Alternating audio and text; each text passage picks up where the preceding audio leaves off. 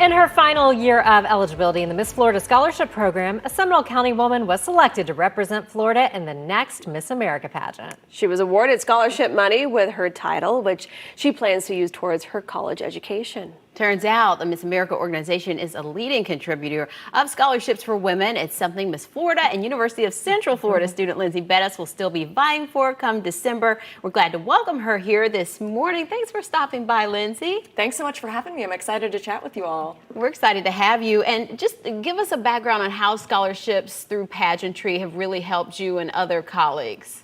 So I first started competing in the Miss America organization when I was a freshman in college. I had just entered the University of Central Florida, and I didn't come from necessarily a family that could pay for my college education. So this was something that was very important for me to be able to get on the right track in life and to hopefully graduate debt-free.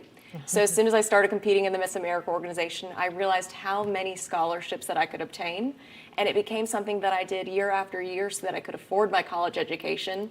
And I'm happy to say over my 6 years of competing, I have obtained more than $58,000 in scholarships. Congrats. And have the opportunity to earn even more when I go to Miss America in December.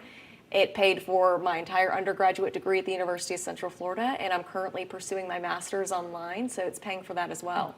And I think so many people don't realize, like you said, you competed for 6 years. A lot of people don't realize that you don't just compete once and then end up at Miss America, and the prep that goes into it. I mean, interview, such a huge portion of the competition at Miss America. Talk about that prep.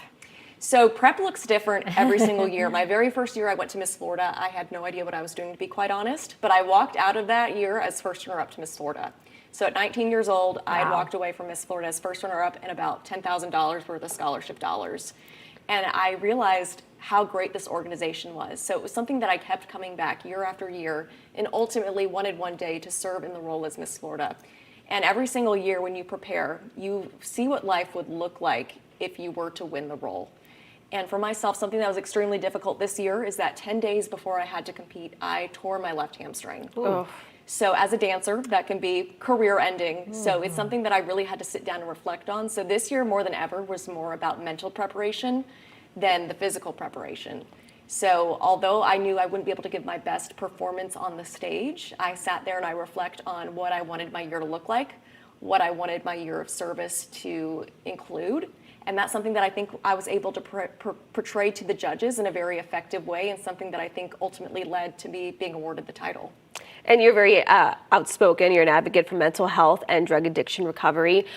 What's this journey been like since you've had the title? So I originally started advocating for addiction prevention, treatment, recovery because I grew up in a family with substance use. And I'll be completely honest, when I first started competing, this was not the social impact initiative that I came forward with, because it's something that my family kept swept under the rug for years. It's something that we were not proud to talk about. But as I kept growing up and going through college and through life, I realized that this was the reason that this had happened in my life, is because I needed to be an advocate and an outspoken champion for it. So I got my father's permission to speak about his journey and our family's journey with him going through addiction and now ultimately recovery. And this is something that has not only been my passion, but has turned into a career where I work in the behavioral health care field and help people get back their family like I was given back my dad in the journey of recovery. I really love how, the evolution of pageantry it's gone past just that aesthetic value, but people being more vulnerable, talking more about these issues that are impacting all of us, and really humanizing the crown, if you will, right? Right.